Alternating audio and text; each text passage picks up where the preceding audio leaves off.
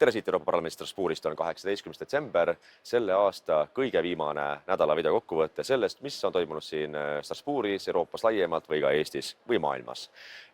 On neljapäeva pärastlõuna juba õhtupoolik, hakkan tagasi lendama homme hommikul ehk reedel, kuid viimastel päevadel on loomulikult olnud väga palju erinevaid hääletusi, debatte ja siit peakski välja tooma vast kõige olulisema selle, millest võib-olla ERR, Postimees või Delfi väga ei räägi.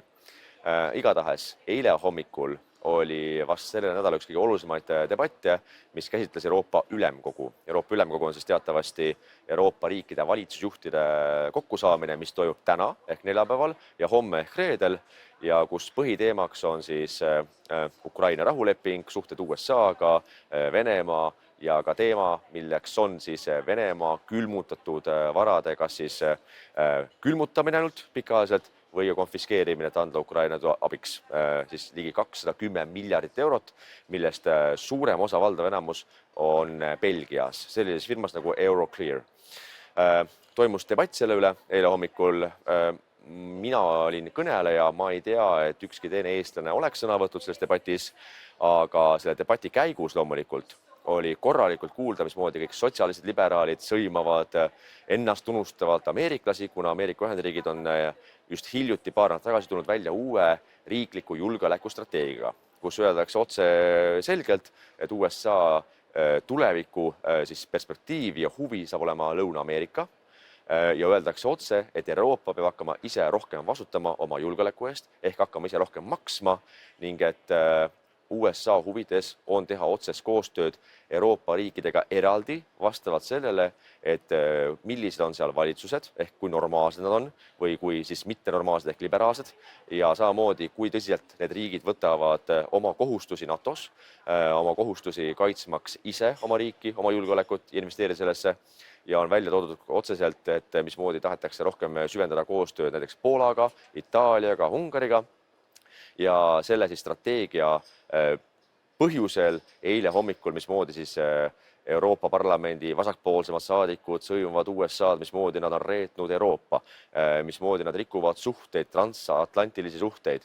Ja minu sõnavõtt keskendus sellele, et vabandust, et mis alust on üldse meil sõimata ameeriklasi, kes on aastakümneid kinni maksnud Euroopa julgeolekut oma enda maksumaksja raha eest. Samal ajal, kui Euroopa enamusriike on üles ehitanud väga mugavaid sotsiaalsüsteeme, tasuta haridust, paremaid pensioneid, võtnud vastu sadu tuhandeid migrante, kellele maksta toimetulekutoetust, anda neile majutust, võtta vastu nende perekondi. Et Euroopa on tegelenud selle korraliku sotsialistliku süsteemi ülesehitamisega, samal ajal, kui ameeriklased on kinni maksnud meie julgeolekut. Ja mis moraalne õigus on tulla Euroopa vasakpoolsetel või liberaalidel siis sõimama, et nüüd see julgeolekustrateegia meile ei meeldi. Ja lõppkokkuvõttes iga riik ju vaatab selle järgi, mis on eelkõige tema huvides, talle kõige parem. Ja see julgeolekustrateegia ütleb otse, et kuulge, eurooplased, ärgake üles, kasvage suureks ja hakake rohkem ise vastutama. Täiesti arusaadav.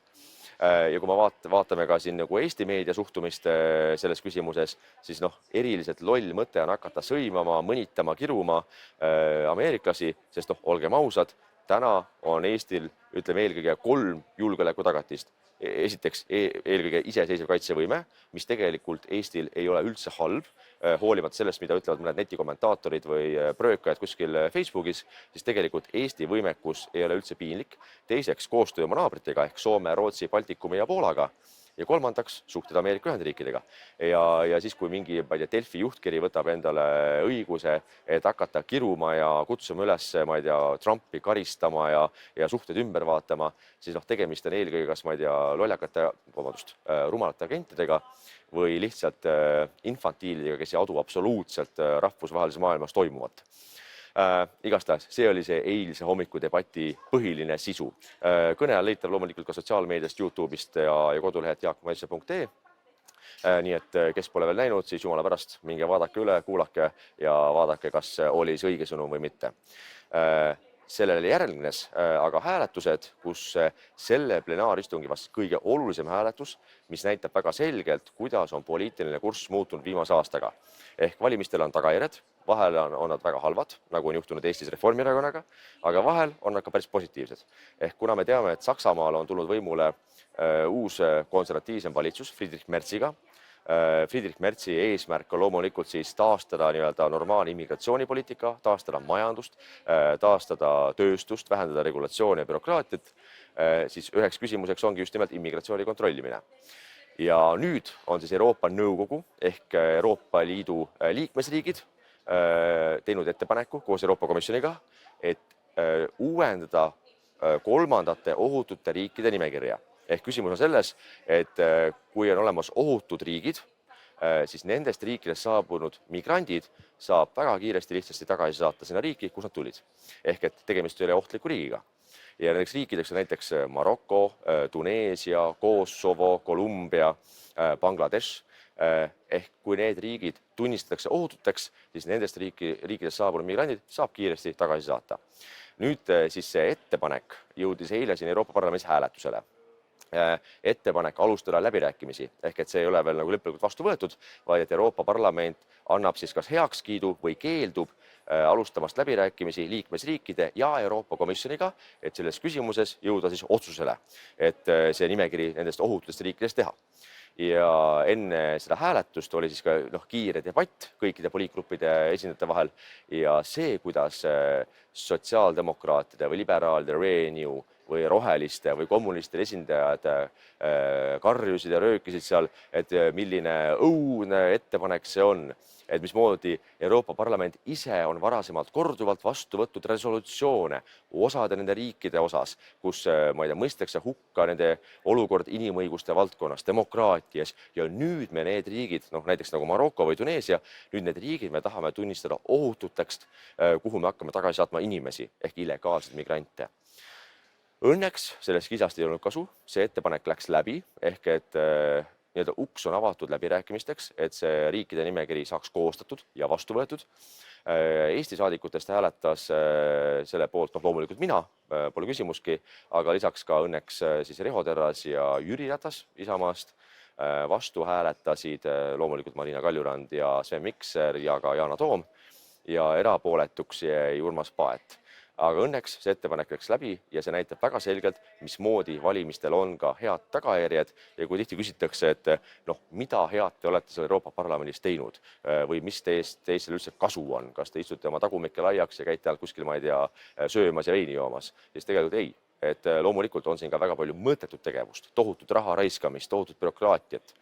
Aga samas on ka neid just nimelt üksikuid hetki, kus on võimalik näidata, et meil on siiski mingisugune mõju olemas. Ehk asjaolu, et 2024. aasta eurovalimistel kaotasid tohutult rohelised ja liberaalid ja võitsid eelkõige konservatiivsemad jõud, siis tänu sellele, et inimesed valisid rohkem konservatiivsemad jõude, on täna võimalik see, et hakata reaalselt ümber muutma Euroopa immigratsioonipoliitikat, mis on olnud viimase 10 aasta jooksul katastrofaalne. Ja praegu tuleks tagasi jälle nii-öelda common sense'i ehk nii-öelda mõistuspärase poliitika juurde. Küll aeglaselt võiks kiiremini, aga ikkagi vähemalt see muutus on toimumas normaalsuse suunas. Ja loomulikult kõike tänu seda ainult tänu valijatele, kes on teinud mõistliku valiku valimistel ja valimistel ongi tagajärjed, mida me eile just nimelt nägime väga ehedalt ja positiivselt. Kohe on saabumas jõulud. Ma soovin kõigile ilusat rahulikku jõuluaega, head vana aasta lõppu. Loodetavasti järgmine aasta saab olema parem. Ma tean, et see aasta ei ole olnud kerge väga paljudele inimestele, eelkõige just nimelt majanduslikult. Arves seda, mida on teinud Eesti valitsus Reformierakonna juhtimisel, kes omab ainult 13% Eesti ühiskonna toetust.